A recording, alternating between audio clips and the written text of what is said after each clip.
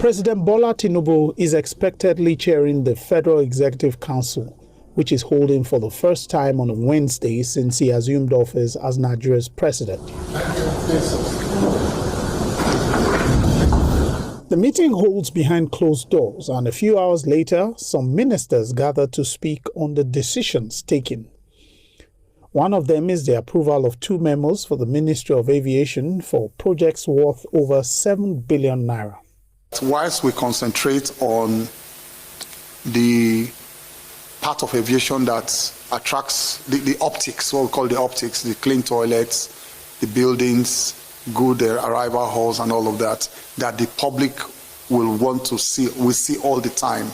There are very complex issues behind the scene that have to do with safety of our airspaces and all of that. We also want to improve those equipments. And this, of course, is the first step to improve some of those equipments. The council also took steps to ensure the effective management of tertiary institutions in the country and increase their autonomy. The universities today have got a very big relief from what the universities and other tertiary institutions from the IPPIS, the Integrated Personnel Payroll and Information System.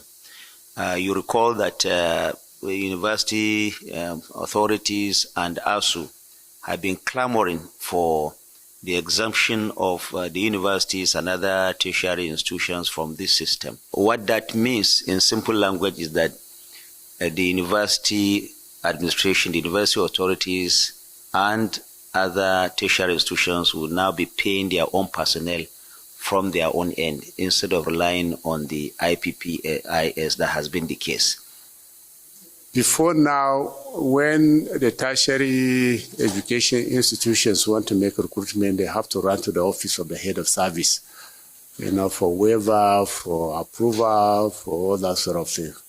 Today, too, the council, through the directive of the president, has exempted them from that.